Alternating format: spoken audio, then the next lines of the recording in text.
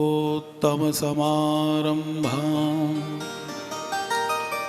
विष्णु स्वामी सुमध्यमाम् अस्मदाचार्य पर्यन्तां वन्दे गुरु परम्पराम्।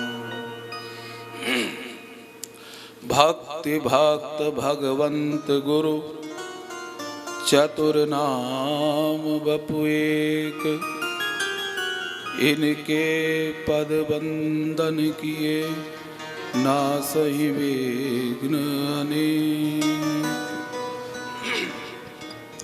बोलो कृष्ण कन्हैया लाल की, श्री गोवर्धन नाथ की, श्री मथुरापुरी की, श्री व्यास जी महाराज की। क्योंकि कथा में वक्ता और श्रोता दोनों कौन है? श्री कृष्ण स्वरूप है। वक्ता भी कृष्ण स्वरूप है और श्रोता भी कृष्ण स्वरूप है।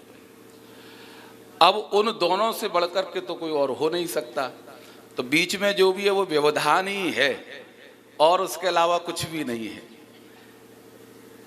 हमारे अभिषेक भैया कह रहे थे आप मथुरापुरी में कथा सुन रहे हैं। भागवत के महात्म्य में तो ये कह रहे हैं सूत जी महाराज कि कथा सुनाने वाला कृष्ण स्वरूप है और सुनने वाला कृष्ण स्वरूप है। लेकिन मथुरा की महिमा में पद्म पुराण में, 12 पुराण में, स्कंद पुराण में, कई पुराणों में जब दर्शन किया तो बहुत सुंदर बात मिली कि जब ठाकुर जी का यहाँ प्राकट्य हो गया मथुरा में तो श्री गरुड़ जी महाराज दर्शन के लिए आए। बोले एक बार दर्शन तो कर आवे ठाकुर जी का। अब जब गरुड़ जी यहाँ आए मथुरा में दर्शन करने का ठाकुर जी के, तो यहाँ आकर के उन्होंने देखा जो स्वरूप ठाकुर जी का वो यहाँ के प्रत्येक व्यक्ति का। अब गरुड़ जी परेशान कि मेरे प्रभु कौन से? वहां स्त्री पुरुष का भी भेद नहीं है। स्त्री भी भगवत स्वरूप में, पुरुष भी भगवत स्वरूप में, जितने भी दर्शन किए। अब गरुड़ जी दर्शन असली कौन से कैसे पता करूं? बहुत श्रम हो गया, करते करते खोजते खोजते समझ में नहीं आई। ठाकुर जी कोई दया आई। ठाकुर जी बोले गरुड़, ये मेरी जो पुरी है ना मथुरा, यहाँ जितने जीव हैं उन सब के रूप में मैं ही प्रकट हुआ हूं। इनमें और मुझ में कोई भेद नहीं है। तो मथुरा वासियों में और ठाकुर जी में कोई भेद नहीं है, ये दोनों अभेद हैं।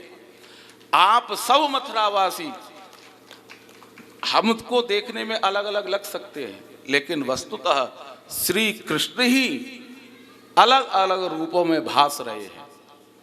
हमारे आपके अंदर वो हमारे ब्रज के ब्रज निधि ही विराजमान है।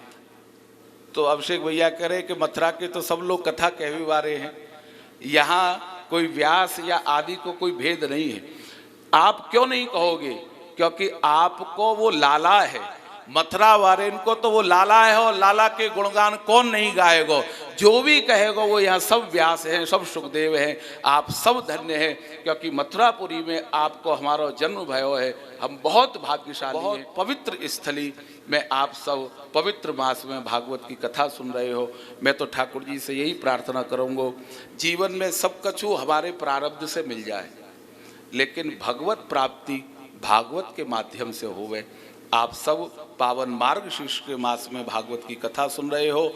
बस भागवत भगवान से यही प्रार्थना है कि आपके ऊपर विश्वास लेकर के इतने भक्त आपकी कथा सुनने के लिए आए हैं। तो हे भागवत भगवान, जीवन की संध्या जब हो वासे पूर्व हम सबके हृदय में ठाकुर जी आकर के प्रकट है जाए और उनको साक्षात्कार हमको है जाए तो हमारा कथा सुननो सफल, हमारा या ब्रज में जीवन लेनो सफल है। इन्हीं शब्दन के संग अपनी वाणी को विराम दूं। आप सबको बहुत बहुत प्रणाम, बहुत बहुत साधुवाद। जय श्री कृष्ण।